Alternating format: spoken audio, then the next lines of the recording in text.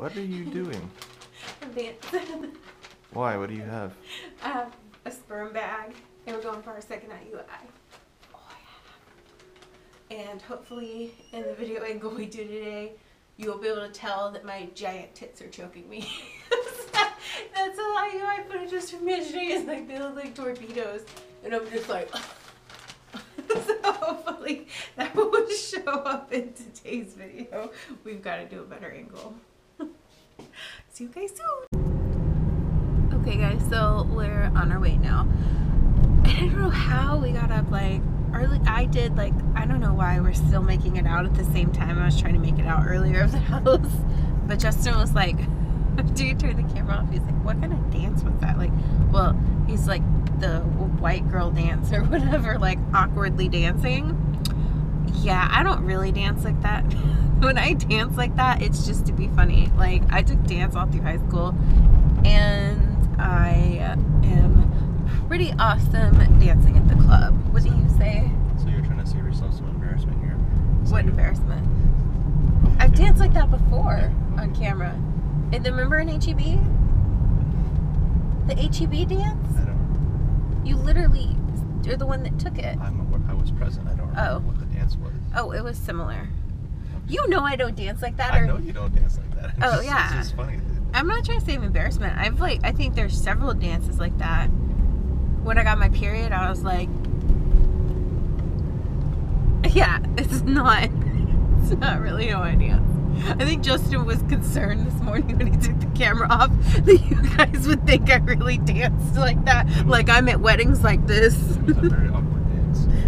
It's because I am an awkward person. This is nice for someone that doesn't dance. Oh yeah, you just do, what do we call it, the turtle? Turtle. Okay, anyway, we're on our way. Bye!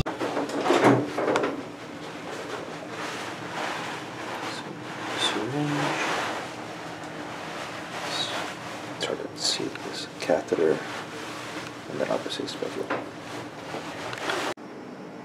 What? You're just waiting. It's Dr. Bellows again. I'm so glad because she's so good with my cervix. Everything. You're so smart, Dr. Bellows. Say it louder.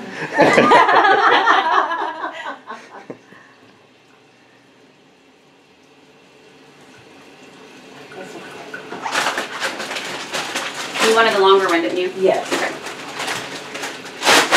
And this is unstable. Be careful. This is not like the Woodlands.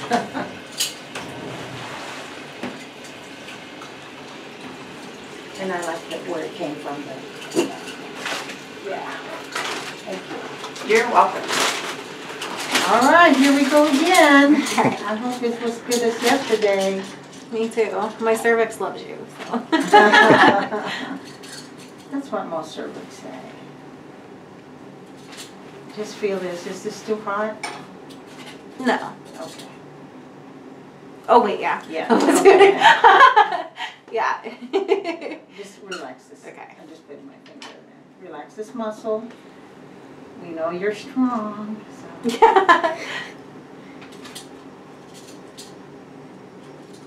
How's that? Better? It feels like the same. I didn't feel it till it went in. Right there. Yeah, that's. It's good. It's more just warm that time. Yeah, that's how it's supposed to be. Okay, relax.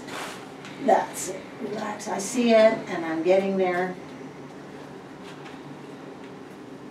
Give me. Are you ready? Mm.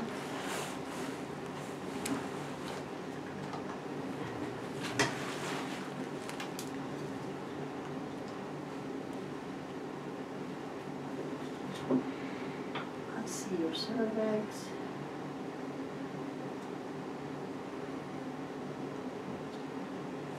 You're going in. Push. We are done. And you notice you have a lot of mucus too? Huh? You have a lot of mucus. I do. Yeah, that's good. Okay. Everything is perfect. Okay. Does that mean it probably hasn't happened yet, the ovulation? Oh no, that's just left over from all that. Okay. that time was even faster. I love Dr. Bella. What are your thoughts on today? Went fast. It was good. Yeah, faster than yesterday because she already knew which speculum to use. So when I didn't realize this until she started doing it, but so they warm the speculum first somehow? Is that what that was? Yeah, it didn't feel hot on the outside till it went inside. I mean, Yeah. but I mean, it wasn't any like burned or anything traumatic. Yeah, it was just a little uncomfortably too warm. Yeah, Okay. but I mean, after a few seconds, it was fine the next Yeah. time. I didn't realize that they warmed it before. I guess it makes but sense. I mean, though. yeah, because you know what? Because if it's cold, it's gonna make you like. Yeah, they make you tense up. I already have like issues. Yeah. So, lots of cervical mucus. I guess that's good. Yep. I hope it means I like ovulated or ovulating today. I don't know if we should have sex tomorrow. So your sperm count was better? Yeah, it was 17 million yesterday, and then it was 40 million today, which is strange because I would have expected it to be less because maybe I we shouldn't have collected skipped yesterday. today. Because it's like TMI, guys, but we had sex the day of the ultrasound. Yeah, it was the day of the ultrasound, and So then there was it was like a Wednesday, day, and then we there skipped a was- day, and then the IUI was Friday, Right. the first one. So we thought we needed to skip a day for a sperm to build back up. Apparently we... Yeah. I don't know. You never know. It might have something to do with being stressed out yesterday with the timing issues yeah. too. So I'm sure there's a lot of factors that affect that, but that surprised me when I saw that on the sheet. Maybe, yeah, that's weird. Mm-hmm. It makes me hope I ovulate today then. I guess it doesn't. It doesn't really matter because the sperm that was in there from yesterday is still there. You guys, I wore. If you guys saw my IUI yesterday, I wore like a regular bra, and like you could see how. Usually I wear bras that like flatten my boobs because my boobs are really big. This is like a whole TMI video on a whole new level. But my breasts are really big, so I wear like a flattening bra. And yesterday I wore like a normal bra, and in the video I was dying laughing when I was editing it because my boobs like are all out here, and two, they were like when I wear a normal bra they like choke me. That's why I was like this, if y'all are wondering. But yeah, yesterday was like super uncomfortable because my boobs were choking me. It looked like something out of a 50s pinup calendar. Don't make me laugh. I don't want to go anywhere. Yeah, but it was like, I mean, my large-chested ladies can relate to that. Like, if you have big boobs, you have to sleep with like 3 pillows because otherwise you might choke to death in your sleep. But yeah, I will never make that mistake again. I wore my flattening bra today. Like granny bra. Anyways, we'll see you guys in a bit. I'm gonna start baking.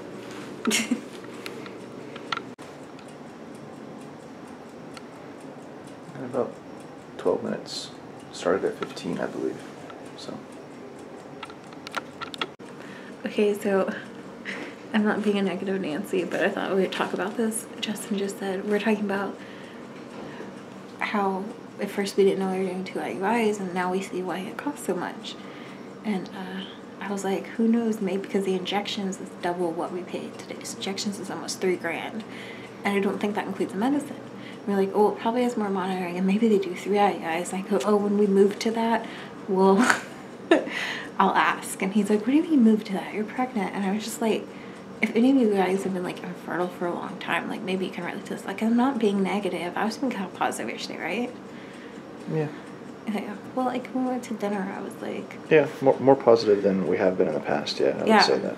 So, but I mean, like, if you've been through this for almost 3 years, like, this is 2 years and 10 months, this cycle. So if you've been through it that long, of like that many disappointments, it gets to a point where you just really like, you're going through the motions, but you don't think it's ever going to happen. I mean, maybe you're more positive about it, babe, because like, you're not physically going through, like, you know what I mean? Like, I'm just trying to stay positive because Yeah. it doesn't really help things to be negative. I'm not about, negative. So. I'm not like negative. It's just like I'm not second saying- nature to be like when we have to do that. I know that. I'm Yeah. not saying you're being negative about it. I'm just trying to keep you positive. Yeah.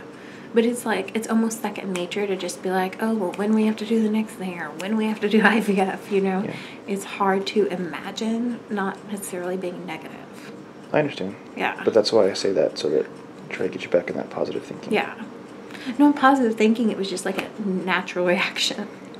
I don't know. Some of my ladies will understand what I mean. It's not necessarily being negative. I know it's not being negative, but the natural reaction is it's a negative perspective. So yeah, that's why true. I'm saying. That's true. But Gotta be hopeful. I know, and it just sucks because I feel like when we do get pregnant, when we do get pregnant this cycle, it'll be like a whole nother set of fears for me. Like, well, if it's a sticky baby, you know, or if I actually can keep the pregnancy, or, you know, I feel like it's a whole nother set of negatives because of that. Like the first time I got pregnant, when we weren't that far into trying, it was like I took one test. I didn't realize like there would be a struggle. I was super happy, but I don't want to say I didn't appreciate it as much as I would now. So, and then we lost it, so I don't know. I feel like that's gonna be a whole nother struggle for me. Yeah, but I mean, at this point, we already know the road's going to be difficult and it's going to be nerve-wracking. But you know, you gotta. I just feel like if you've been through infertility, especially, I've noticed this because I've had some people in infertility groups that didn't have to try that long, and they don't worry about the same things. And It's just people walking by with heels on. are you sure? Yeah. Anyway, I don't like judge them or anything. I just think that their journey's been different, so they don't have as many worries, but they don't seem to like appreciate pregnancy as much, and they don't seem to have like other fears. I mean, it might be too that I worked in a school and I'm like paranoid of SIDS and stuff because of like all the training and like, but like they don't worry about SIDS, and I'm just like, oh, you know. But I feel like that's gonna be a whole lot. Like, I'm gonna be paranoid my whole first trimester and get out of that, and then I'll be paranoid of like I don't know what's it called when you like it's past what's a miscarriage, a stillbirth, and then when it's born, I'm gonna be paranoid of SIDS. Just like a very anxious person. I don't know. But I mean, but when you've worked with kids that long and you've like seen incidents of SIDS, Yeah. and you've had to take horrific classes to get like your training, I would be super paranoid. If you guys want to like talk about SIDS, or because we had to get trained so intensively that I could teach a class, like certify the certification I got. So if you guys like want to ever have like a SIDS video and talk about that, I can do that. But I don't know, I feel like it'd be weird if people don't want to see it. I wouldn't just do that video. But anyway, this vlog's gonna be really long today. So yeah. Hey guys, so it's later in the afternoon. I feel like our vlog today is going to be really long, exceptionally long, but it's our last IUI day, so I'm okay with that, but I am going to end it now. I've been resting for a couple hours, then I went to Sally's to get something I'll show you guys tomorrow, and I am so freaking panicky right now. I don't know if it's like the hormones or whatever, because let me show y'all something. The HCG is still in my system. Look, a positive pregnancy test. So I'm doing this to test the trigger out, so that I know when the HCG, I'm saying that right, trigger shot is out of my system. So if I do get a positive pregnancy test, I know it's real. So once it's fade and it's completely gone, then it won't be in my system anymore. Ralphie, can you just hold 1 second? You go out like every 5 minutes. You're going to be okay. I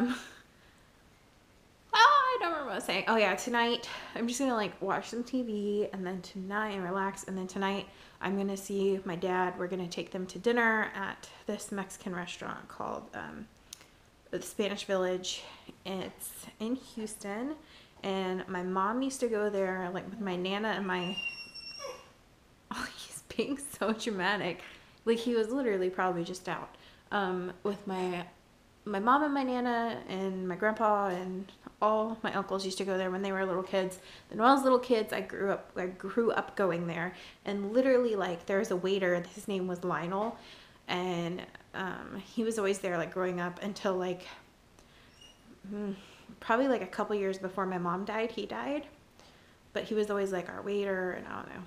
It's like everyone always knew us there, and we haven't been in a couple of years because it's a bit of a drive from my house, but we haven't had it in a long time. I was like, we need to take my dad to dinner, and I was like, let's go to Spanish Village. So that's what we're doing tonight, and I'm gonna have Mexican food and just try to relax. So I will see you guys tomorrow. Bye.